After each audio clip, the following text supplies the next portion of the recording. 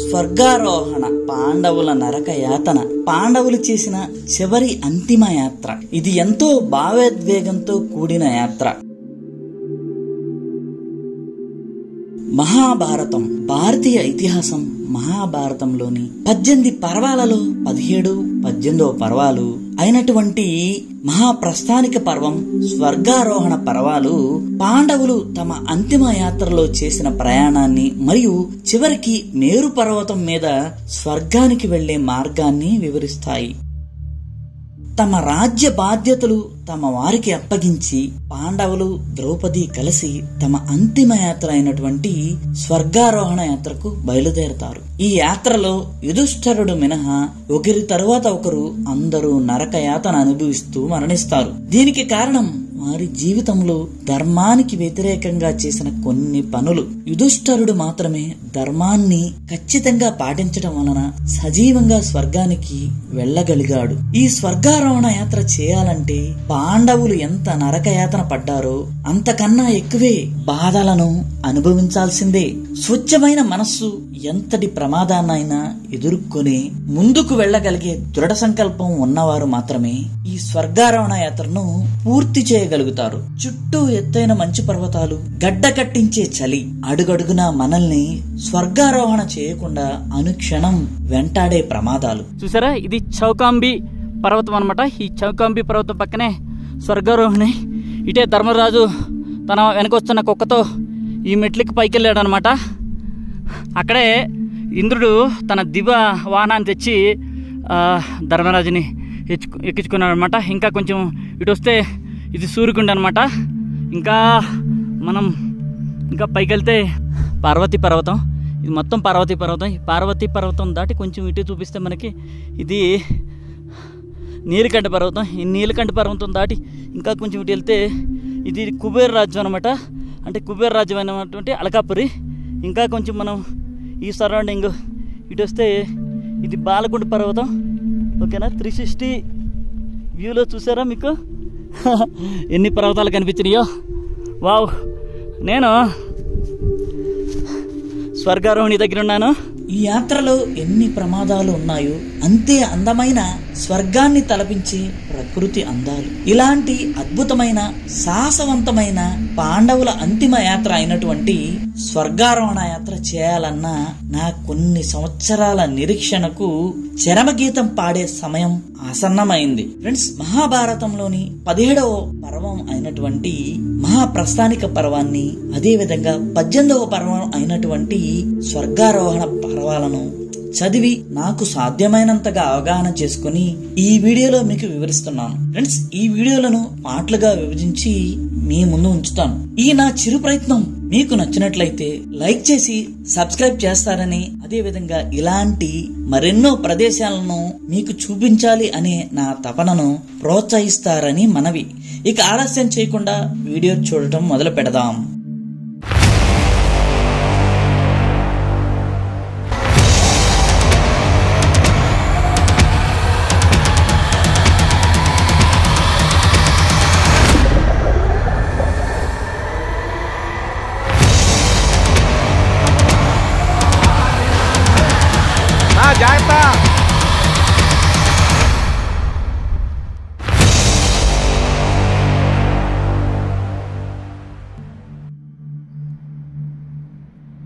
Video చూడబోయే ముందు చిన్న మనవి ఫ్రెండ్స్, మన లాస్ట్ వీడియోస్ అయిన ప్రపంచంలోనే అత్యంత కష్టమైన యాత్ర అయినటువంటి శ్రీఖండ్ కైలాష్ యాత్రను మీకు చూపించాను. ఆ వీడియోస్ ను మీరందరూ ఆదరించారు. అదే విధంగా ఎంతో వ్యయ ప్రయాసలు కోర్చి అత్యంత కష్టతరమైన పాండవులు అంతిమ యాత్ర చేసినటువంటి స్వర్గారోహణ యాత్ర వీడియోస్ ను ఇప్పుడు మీ ముందు ఉంచబోతున్నాను.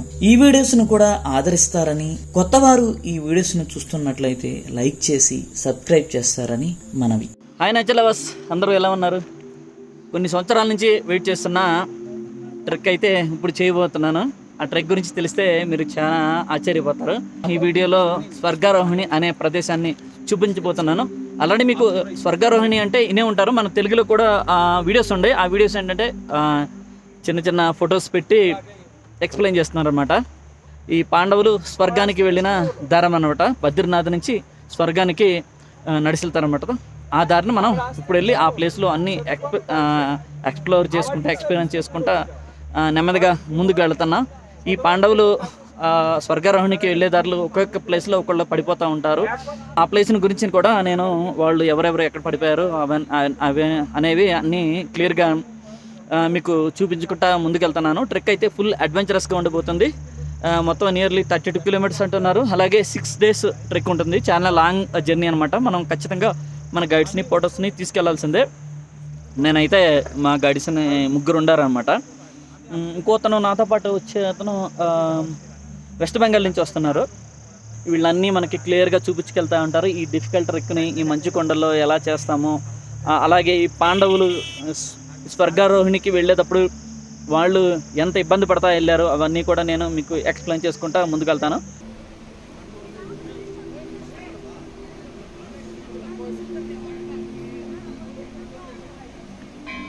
బద్రీనాథ్. పంచపాండవులు ద్రౌపది తమనే వెంబడిస్తూ వస్తున్న ఒక్కొక్క బద్రీనాథ్ నుండి 3 కిలోమీటర్ల దూరంలో ఉన్న భారతదేశం యొక్క మొట్టమొదటి గ్రామం అయినటువంటి మనా గ్రామాన్ని చేరుకున్నారు. చూడండి ఫ్రెండ్స్, ఇదే మనా గ్రామం. ఎత్తైన పర్వతం పాదాల అంచున ఒక సన్నని వాలులో ఉంటుంది ఈ గ్రామం. ఇక్కడ సుమారుగా 558 గృహాలు, 1214 మంది జనాభా నివసిస్తున్నారు.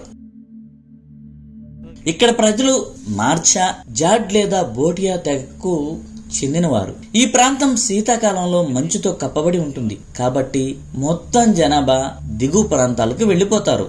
అంటే కేవలం 6 నెలలు మాత్రమే ఈ మనా గ్రామంలో ప్రజలు నివసిస్తూ ఉంటారు. కాబట్టి ఈ 6 నెలల్లోనే ఇక్కడ ఉన్న హిమాలయాల పర్వత వాలుల్లో పంటలు పండిస్తారు. ఖేత్ మే కామ్ కర్తే చిన్నపిల్లలు చూడండి.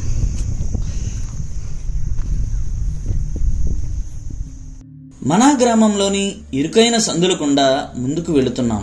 దారికి ఇరువైపులా అనేక దుకాణాలున్నాయి. ఇక్కడ ప్రధానంగా ఉన్ని వస్త్రాలు, శాలువాలు, మఫ్లర్లు వంటి వాటికి ప్రసిద్ధి. నేను వెళ్ళింది సెప్టెంబర్ నెలలో కాబట్టి ఇలా ఉంది. అదే మే జూన్ నెలలో అయితే ఈ సందులన్నీ పర్యాటకులతో కిక్కిరిసిపోయి ఉంటాయి. మనం ఇలాగే ముందుకు వెళుతూ ఉంటే మహాభారతంతో సంబంధం ఉన్న పౌరాణిక ప్రదేశాలైనటువంటి గణేష్ గుహకు, అదే విధంగా వేదవ్యాసుని గుహకు చేరుకుంటాం. పురాణాల ప్రకారం వేదవ్యాసుడు ఒక గుహలో మహాభారతం రచించగా గణేశుడు ఈ గుహలో కూర్చుని మహాభారతాన్ని రాశాడు. వ్యాస గుహలో వ్యాసుడు మహాభారతాన్ని రచించాడని, గణేష్ గుహలో గణేశుడు దాన్ని వ్రాసాడని నమ్ముతారు. చూడండి ఫ్రెండ్స్, ఇదే గణేష్ గుహ.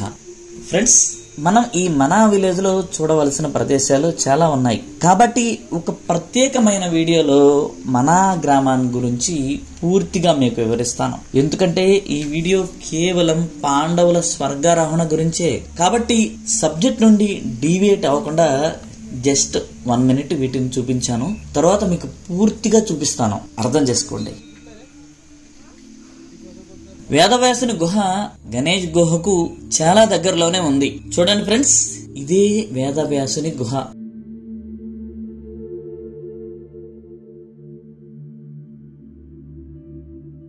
ఈ గుహలోనే వేదవ్యాసుడు మహాభారతాన్ని రచించాడని నమ్మకం. ఒక కథనం ప్రకారం గణేశుడిపై కోపం వచ్చి చివరి అధ్యాయాన్ని వ్యాసుడు ఈ గుహలోనే స్వయంగా రాశాడని చెబుతారు. చూడండి, ఈ పవిత్రమైన గుహ 2022 నాటికి 5330 సంవత్సరాలు అయిందంట. ఇది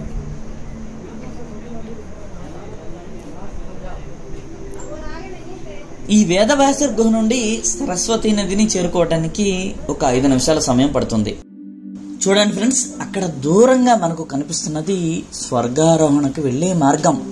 ఆ స్వర్గారోహణ మార్గం ప్రక్కనే పంచపాండవుల విగ్రహాలు, ద్రౌపది, అలాగే తమతో వస్తున్న కుక్క విగ్రహాలు ఉన్నాయి. ఇప్పుడు మనం అక్కడికి వెళ్ళటానికి సరస్వతి నది మీద ఉన్నటువంటి భీంపూల్ని దాటి ఆ మార్గానికి చేరుకుందాం. సరస్వతి టెంపుల్ చూడండి, భయం వేస్తుంది చూస్తుంటే. ఎంత ఫోర్స్గా దిగుతుంది కిందకి.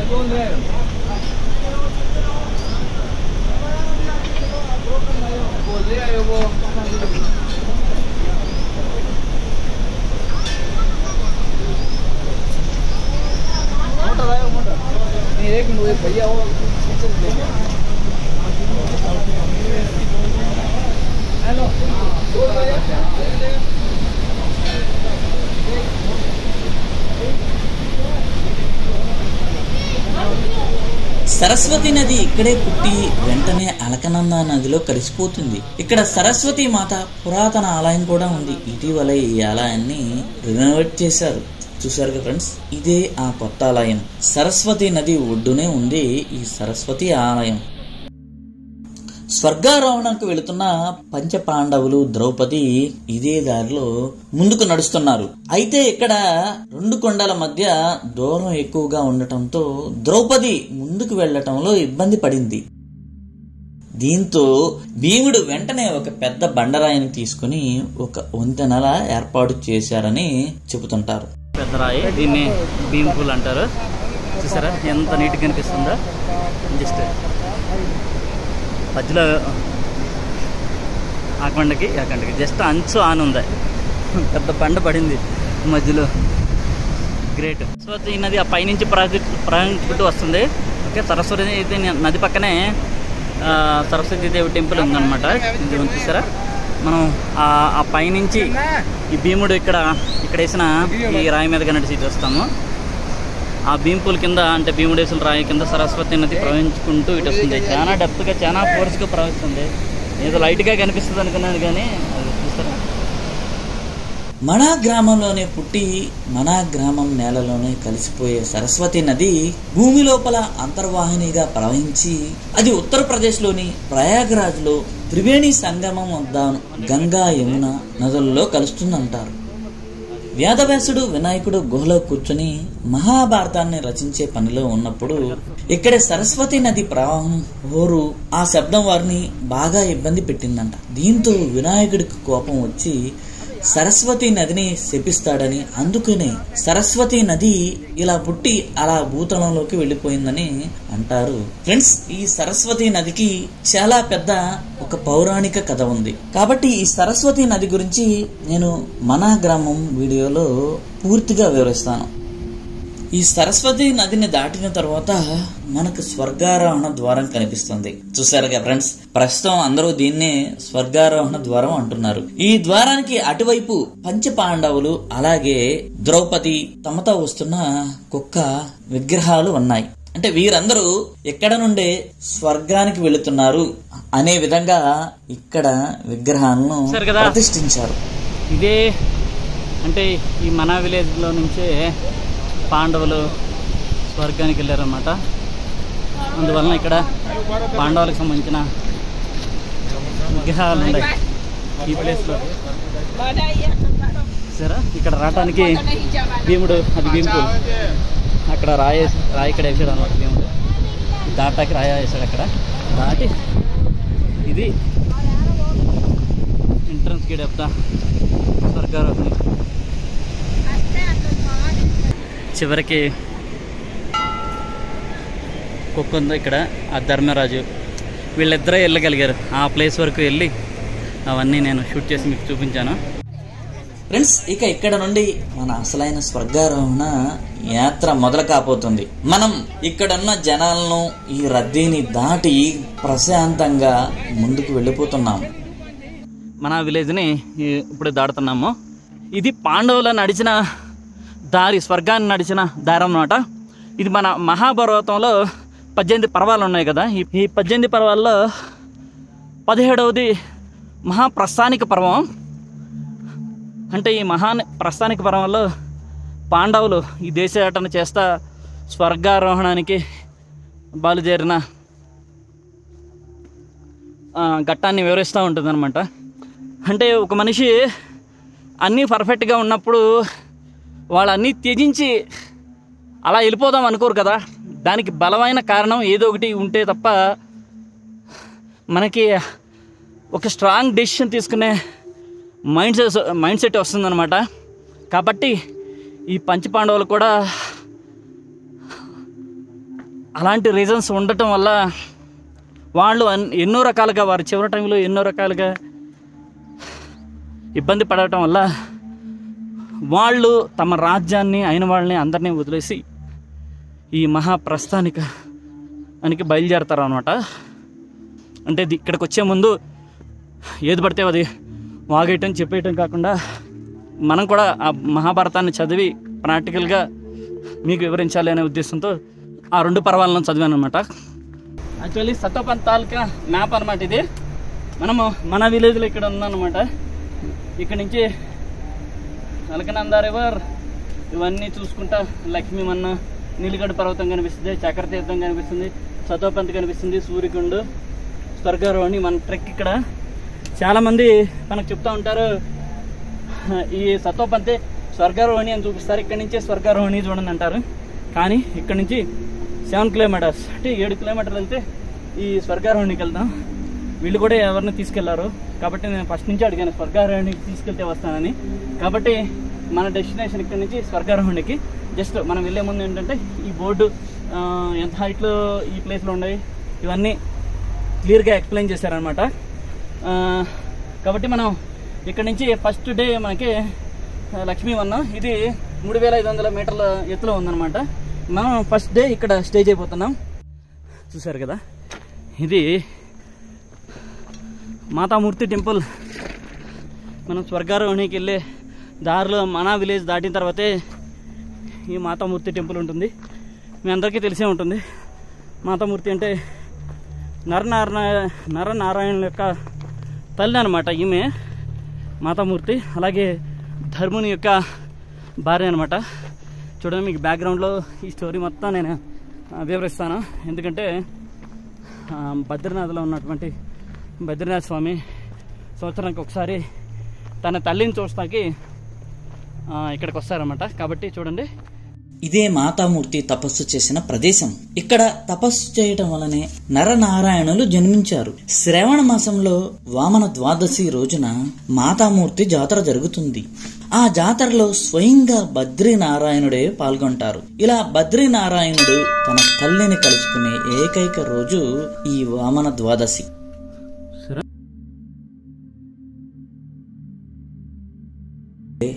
ఈ మాతామూర్తి గుడికి ఆపోజిట్ ఒక భైరవనాథ్ టెంపుల్ ఉంది.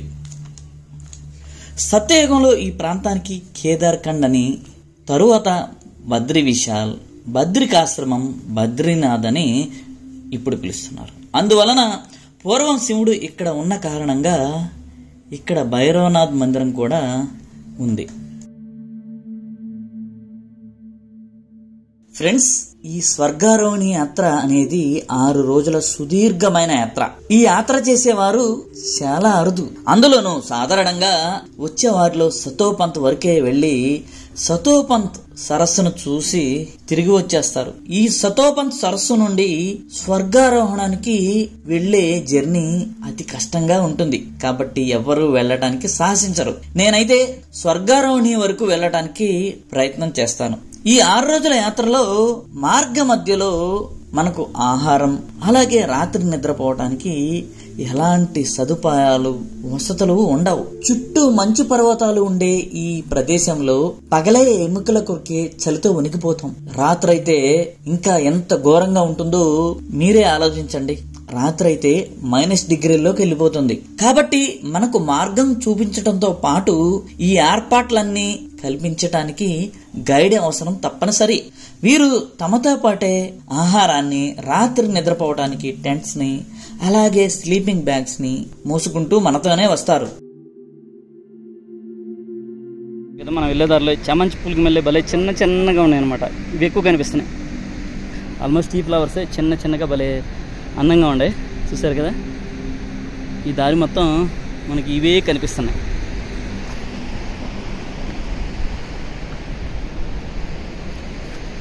చాలా అద్భుతంగా ఉంది. ఈ కొండలు, ఈ పర్వతాల అంచు నుండి వెళ్తూ ఉంటే అయితే కొంచెం కేర్ఫుల్గా ఉండాలి. ఎందుకంటే దారి చాలా నేరాగా ఉంటుంది.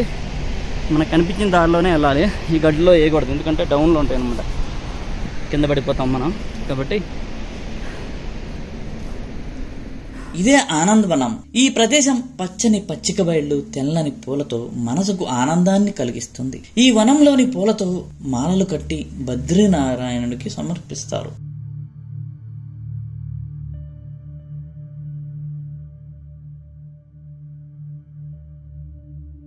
ఇప్పుడు మనం ఆనందవనంలో నడుస్తున్నాము. ఈ ఆనందవనం చూసారుగా, ఎత్తైన గడ్డి భూములతో ఇక్కడ ఫ్లవర్స్ ఉంటాయి అన్నమాట. రంగురంగుల పూలు ఉంటాయి.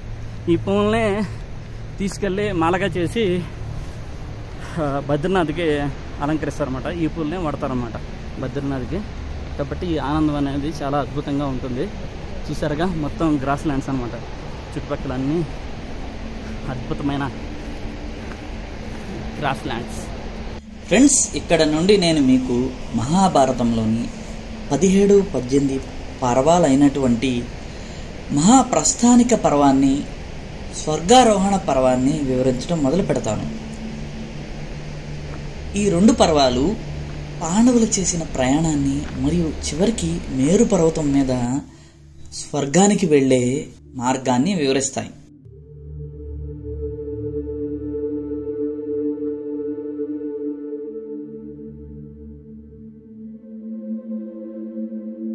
ఫ్రెండ్స్, ఇప్పుడు మనం పాండవులు స్వర్గారోహణికి వెళ్లే మార్గంలోనే నడుస్తున్నాం. ఈ మార్గం నుండే పాండవులు స్వర్గారోహణికి చేరుకున్నారు. చూసారు ఫ్రెండ్స్, ఈ మార్గం ఇప్పుడు పచ్చగా ఎంతో అందంగా ఉంది కదా. అక్టోబర్ చివరి నుండి మనకు ఈ కనిపిస్తున్న ప్రాంతం మొత్తం పూర్తిగా మంచుతో నిండిపోతుంది.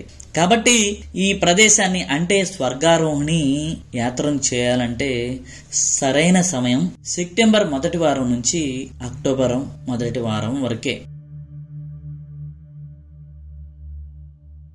అర్జునుడు అస్తినాపురం చేరి ధర్మరాజుకు కృష్ణ బలరాములు నిర్యాణం చెందారు. ద్వారక మునక కారణంగా యాదవులు మరణించారు. యాదవ స్త్రీలు, బాలలు, వృద్ధులు ధన సంపదల రక్షణలో విఫలమై కిరాతుల చేతిలో ఓటమి పాలయ్యారు. అదేవిధంగా రుక్మిణి మొదలైన వారు ప్రాణత్యాగం చేశారు. సత్యభామ మొదలైన వారు తపస్సుకు వెళ్లిపోయారు. ఈ విధంగా అర్జునుడు ధర్మరాజుకు వివరిస్తున్నాడు. చివరకు తాను యుద్ధం చేయలేకపోవటం, ఏ మంత్రాలు కూడా స్ఫూరించకపోవటం, మొట్టమొదటిసారి గాంధీవం చేతిలో పట్టుకుని కూడా తాను ఓడిపోవటం, తదనంతరం ఖిన్నుడైన అర్జునుడు చివరకు వేదవ్యాస మహర్షి వద్దకు వెళ్లి చెప్పినప్పుడు ఆయన తనని కూడా బాధ్యతలు పూర్తి చేసి మహాప్రస్థానానికి సిద్ధం కామన్న విషయం చెప్పాడు. అదే విషయాన్ని అర్జునుడు ధర్మరాజు కూడా చెప్పాడు. అది విన్న ధర్మరాజు దీర్ఘంగా నిట్టూర్పి విడిచి మనస్సు కుదురుపరుచుకుని అర్జున్ని చూసి, అర్జున, అన్ని భూతములను కాలుడు కాల్చక మానడు. కాలపురుషుడు సమయబద్ధంగా ప్రకృతిలోని జీవరాశిని తనలో కలిపేసుకుంటాడు. ప్రతి ఆరంభానికి అంతం ఉంటుంది. నా మనసు ఒక నిశ్చయానికి వచ్చింది. మనము కూడా ఈ శరీరాన్ని వదలవలసిన కాలం ఆసన్నమైంది. అన్ని కర్మలను త్యజించవలసిన కాలం సమీపించింది. నీ అభిప్రాయం కూడా అదే కదా అని అడిగాడు. అప్పుడు అర్జునుడు, అవునన్నయ్య, మనస్సు ప్రాపంచిక విషయాలపై విరక్తి చెందింది. మన అంతిమ ప్రయాణాన్ని ప్రారంభించుదాం అని అంగీకారం తెలిపాడు. సంతసించిన ధర్మరాజు భీమార్జున, నకుల సహదేవులను పిలిపించి వారికి విషయం సంపూర్ణంగా తెలియజేశారు. వారు కూడా మహాప్రస్థానానికి అంగీకారం తెలిపారు. అలాగేనన్నది వణుకు పుట్టిస్తుంది చూస్తాకే, అంత ఫోర్స్గా దిగుతుంది కిందకి, దూకేస్తాను వాటి పైన. యూచుడిని పిలిపించి తమ మహాప్రస్థానం విషయం చెప్పాడు. అలాగే అతనికి రాజ్యాన్ని పరిపాలించే పద్ధతి స్పష్టంగా అర్థమయ్యేటట్లు నేర్పించాడు. అంతఃపురంలో ఎట్లా ప్రవర్తించాలో స్నేహపూర్వకంగా బోధించాడు. యూచుని కురు సామ్రాజ్యానికి పెద్ద దిక్కుగా ఉంచి నమ్మకమైన సైన్యాన్ని ఏర్పాటు చేశాడు. ఒక శుభముహూర్తంలో అభిమన్యు కుమారుడైన పరీక్షిత్తుని భరత భూమికి రాజుగా అభిషిక్తుని చేశాడు. అతడికి పాలనా రీతులను బోధించి సమర్థుడైన రాజుగా తీర్చిదిద్దాడు. తరువాత సుభద్రను పిలిచి ఆమెతో, నీ మనవడు పరీక్షిత్తుని కురు సామ్రాజ్యానికి రాజుగా చేశాను. అలాగే కృష్ణుని మనవడు యదువంశ శ్రేష్ఠుడు వజ్రుని ఇంద్రప్రస్థపురానికి రాజుగా చేశాను. నీవు రాజమాతగా కురు యాదవ వంశాల పరిరక్షణ కోసం ధైర్యంగా వీరికి అండగా నిలబడాలి. మేము అంటే పాండవులం, ద్రౌపది మహాప్రస్థానానికి వెళ్లాలని నిశ్చయించుకున్నాం. బలరామ కృష్ణుల మరణంతో మా మనుగడ కూడా సమాప్తి అయింది. వేదవ్యాస మహర్షి మాకు ఇదే సందేశాన్ని ఇచ్చారు.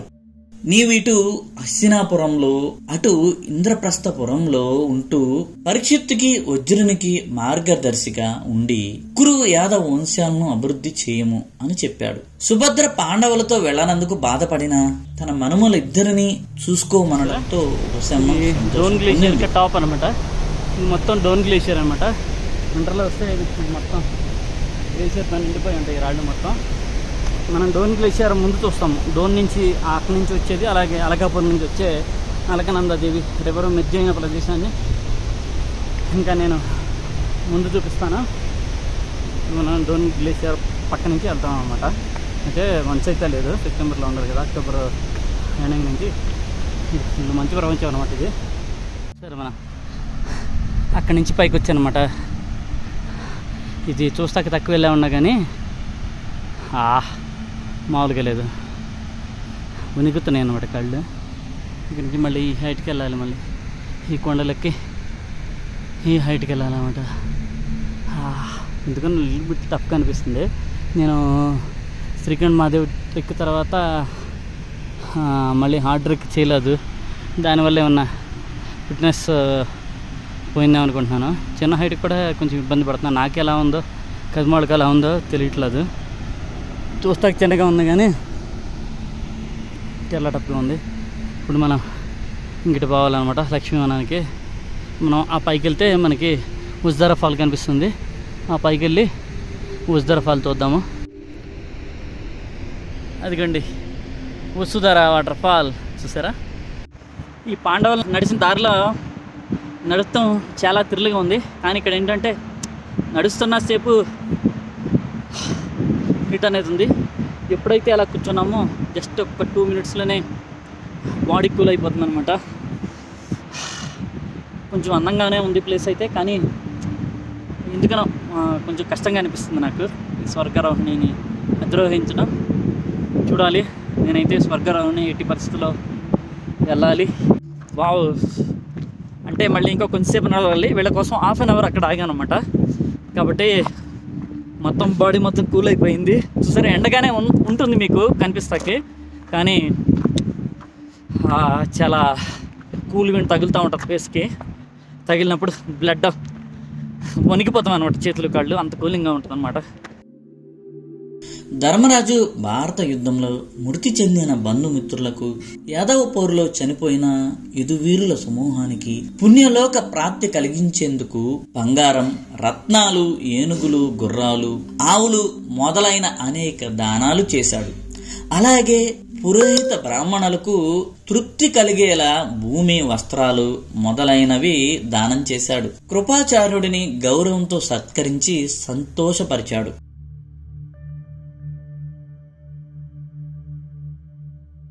తరువాత ప్రజాసభ ఏర్పాటు చేసి తమ మహాప్రస్థాన విషయం చెప్పాడు. పరీక్షిత్తును చూసి, మా 5 పాండవుల బదులు ఈ అభిమన్య కుమారుడు పరీక్షిత్తుని ప్రభుగా స్వీకరించి సహకరించండి అని వినయంగా నమస్కరించి ప్రకటించారు. ప్రజలందరూ ముఖాలు చిన్నబోగా ధర్మరాజుతో, రాజా, తరతరాలుగా మిమ్మల్ని నమ్ముకొని మీ పాలనలో సుఖంగా ఉన్నాం. ఈ విధంగా అన్యాయం చేసి వెళ్లటం భావ్యం కాదు అని పలు విధాలుగా ఉండమని బ్రతిమలాడారు. ధర్మరాజు సున్నితంగా తగు విధంగా మాట్లాడి వారిని సమాధాన పరిచాడు. జనంలో సగం మంది ఒప్పుకున్నారు, సగం మంది ఒప్పుకోలేదు. ఇరు పక్షాల మధ్య వాగ్వివాదం మొదలైంది. అది చూసి సహదేవుడు ధర్మరాజుతో, కలియుగం ప్రవేశించింది, కలి ప్రభావం చేత ప్రజల మధ్య తగులు మొదలయ్యాయి అన్నాడు. అది విన్న ధర్మరాజు నవ్వుతూ, అందుకే కదా మనం మహాప్రస్థానానికి వెళ్లేది, ఇక మన జీవితాల ప్రయాణం చాలు అని నగలు, పీతాంబరాలు, పట్టు వస్త్రాలు తీసి నారబట్టలు, జింక చర్మం ధరించాడు. భీమార్జున, నకుల సహదేవులు, ద్రౌపది కూడా అదే వస్త్రధారణ చేశారు. అందరూ ధార్మిక విధులను నిర్వహించి అగ్నులను నీళ్లలో కలిపివేశారు.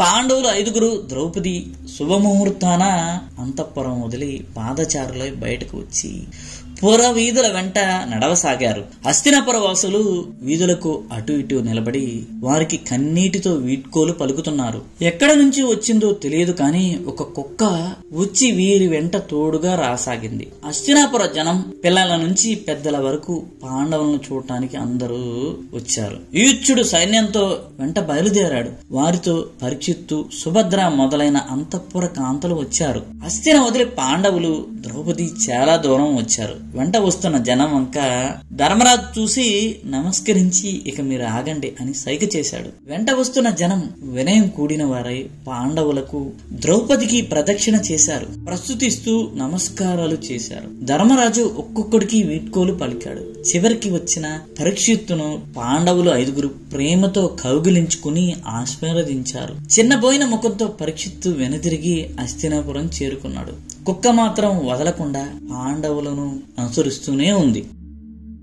అర్జునుడి భార్య ఉలూచి నాగలోకంలోని తన తండ్రి దగ్గరకు వెళ్ళింది. మరో భార్య చిత్రాంగద కుమారుడు బబ్రువాహనుడు దగ్గరకు వెళ్లిపోయింది. సుభద్ర మొదలైన రాజకాంతలు పరీక్షిత్తు దగ్గర ఉండిపోయారు. కృపుడు, దమ్యుడు మొదలైన వారు పరీక్షిత్తుని ఓదార్పు మాటలతో ఓదార్చి ధైర్యం చెప్పారు. ప్రజలందరూ పాండవ మహాప్రస్థాన దుఃఖం నుంచి చేరుకునేటట్లు కార్యక్రమాలు ఏర్పాటు చేశారు. ప్రజలందరూ దుఃఖం నుంచి తేరుకోగా హస్తినాపురం మునుపటిలా సుఖ సంపదలతో వర్ధిల్లింది. ఇదే వసుధార జలపాతం. ఈ జలపాతంలోని నీరు అలకాపురి కొండల నుండి వస్తుంది. అష్టవసువులు తపస్సు చేసిన ప్రదేశం ఇది. అష్టవసువులు తపస్సుకు మెచ్చిన బద్రీనారాయణుడు వారికి ఇక్కడే దర్శనమిచ్చాడు. అందువలనే వారి పేరు మీదే ఈ ధారకు వసుధార అని పిలువబడుతుంది.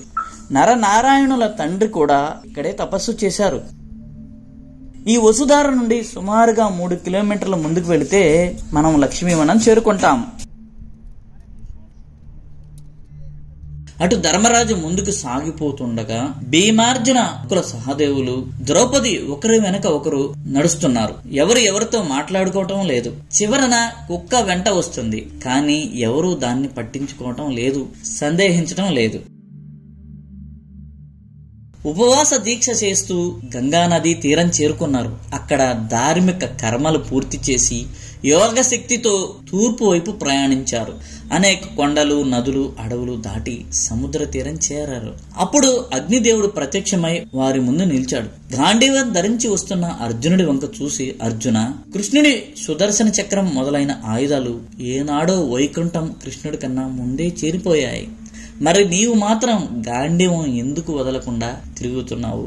నీకు దేవతల సంకల్పించిన కార్యం చేయటం కోసం వరుణ దేవుడు వద్ద నుంచి తెచ్చి ఇచ్చాను ఈ గాంధీవాన్ని. మీరు మహాప్రస్థానానికి వెళుతున్నారు కాబట్టి దాని అవసరం మీకు ఉండదు కదా. కనుక నీకు ఎంతో ప్రియమైన ఈ గాంధీవాన్ని వరుణ దేవుడికి ఇచ్చేయి అని చెప్పటానికి నేను ఇక్కడికి వచ్చాను. అది చెప్పి అగ్నిదేవుడు మాయమయ్యాడు. అర్జునుడు అన్నదమ్ములను సంప్రదించి వరుణ దేవుణ్ణి ఆవాహన చేశాడు. ఆయన సముద్రం నుంచి ప్రత్యక్షమవగానే నమస్కరించి గాంధీవాన్ని సమర్పించాడు. ఇప్పుడు పాండవుల ఎవరి వద్ద ఏ ఆయుధాలు లేవు. నిసంగత్యులు అయిన పాండవులు తూర్పు దిశ నుండి దక్షిణం దిశ వైపు ప్రయాణించసాగారు. దక్షిణ సముద్ర తీరం చేరి ధార్మిక విధులు పూర్తి చేసి పడమర వైపు ప్రయాణం చేసి ద్వారక మునిగిన ప్రాంతానికి, యాదవులు మరణించిన ప్రాంతానికి, బలరామ కృష్ణులు అంత్యక్రియలు జరిగిన ప్రదేశానికి వెళ్లి తమ నివాళులు అర్పించారు. అటు నుంచి ఉత్తర దిశగా మళ్లీ అనేక అరణ్యాలు, నదులు, కొండలు దాటి హిమవత్ పర్వతం వద్దకు చేరి నమస్కరించి దానిని దాటి ప్రపంచానికి ఆఖరి మజిలీ అయిన మేరు పర్వతం వద్దకు వచ్చారు. ధర్మరాజు, భీమార్జున, నకుల సహదేవులతో పాటు ద్రౌపది అలాగే తమ వెనకాలే వస్తున్న కుక్కతో కలిసి మేరు పర్వతం ఎక్కడం ప్రారంభించారు. ఇప్పుడు వారు యోగ సమాధిలో ఉన్నారు కనుక వారికి ఆకలి, దప్పికలు అలాగే నడక శ్రమ తెలియటం లేదు. ఎవరితో మాట్లాడటం లేదు. కొంత దూరం వెళ్లిన తర్వాత ద్రౌపదికి యోగశక్తి, ప్రాణశక్తి నశించి నేల మీద పడిపోయి మరణించింది. భీముడు ద్రౌపది పడిన శబ్దానికి తిరిగి చూసి ముందున్న ధర్మరాజుతో, అన్నయ్య, ద్రౌపది ప్రాణశక్తి నశించి మరణించింది. ఈమె వలన ఎప్పుడూ ధర్మహాని జరగడం మనం చూడలేదు కదా, ఎందుకు ముందే ఇలా విగతజీవి అయింది అని దుఃఖిస్తూ ధర్మరాజును అడిగాడు. అప్పుడు ధర్మరాజు వెనుతిరిగి చూడకుండానే భీమసేన పాంచాల పుత్రిక ద్రౌపదిని తనను స్వయంవరంలో అర్జునుడు మధ్యంతరం కొట్టి గెలుచుకున్నాడు కాబట్టి అర్జునుడు అంటే పక్షపాతం, అందుకే ఆమె పుణ్యాలు ఫలించక ఈ విధంగా మరణించింది అని ముందుకు కదిలాడు. భీముడు ద్రౌపది వంక చూశాడు. అప్పటికే ఆమె మరణించింది. ధర్మరాజు నిర్వికారముగా చనిపోయిన ద్రౌపది పార్థివ శరీరాన్ని అక్కడే వదిలి ముందుకు సాగాడు.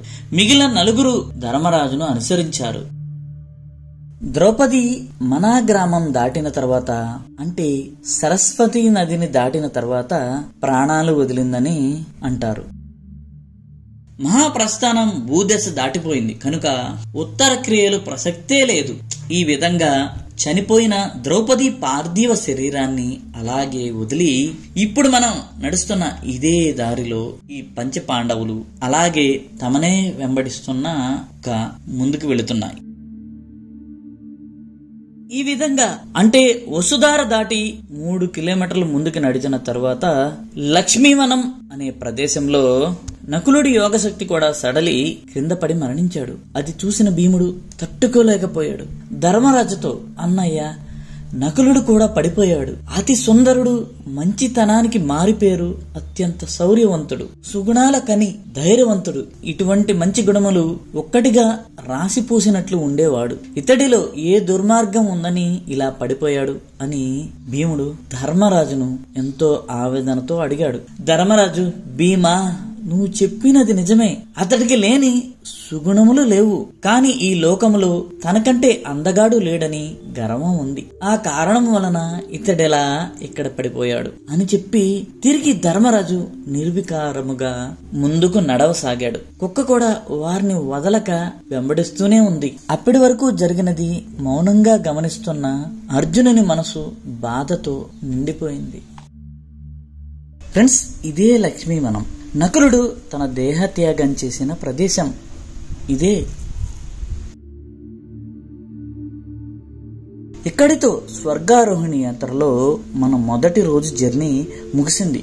ఈ రాత్రి మనం ఇక్కడ పడుకుని మళ్ళీ రేపు ప్రొద్దున్నే సహదేవుడు దేహత్యాగం చేసిన ప్రదేశమైనటువంటి సహస్రధారకు బయలుదేరతాం.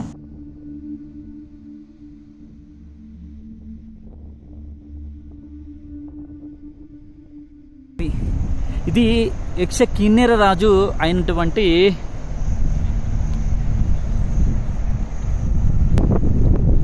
కుబేరుని రాజ్యం అన్నమాట. ఇదే కుబేర రాజ్యానికి ప్రవేశ ద్వారం, అంటే అలకాపురి రాజ్యానికి ప్రవేశ ద్వారం ఇదే. ఓకేనా? ఇక్కడ మీకు 3 ముఖ్యమైన ప్రదేశాలు చూపెట్టబోతున్నాను. ఒకటి కుబేర రాజ్యం అయినటువంటి అలకాపురి రాజ్యం. అదేవిధంగా ఈ అలకాపురి రాజ్యంలో ఉద్భవించి అక్కడ నుంచి ప్రవహించుకుంటూ వస్తున్న కుబేర గంగా నది చూశారు కదా, ఇదే కుబేర గంగా నది. ఈ కుబేర గంగా నది వచ్చి అలకనందాలో కలిసిన మెర్జింగ్ పాయింట్ చూసారా, ఇక్కడే అలకనందాలో కలిసి తన ఉనికిని కోల్పోయి అలకనంద నదిగా పిలువబడుతుంది అనమాట. జస్ట్ ఈ కుబేర గంగా నది ఆ పైనుంచి ఈ కలిసే వరకే దాని నేము, దాని ఉనికి అక్కడి నుంచి ఇంకా అరకన నదిగా మారిపోతుంది. ఇక్కడ చూడండి ఇంకోటి, అదిగోండి వాటర్ ఫాల్. అదేమనుకున్నారు? వసుధార వాటర్ ఫాల్ చూస్తారా?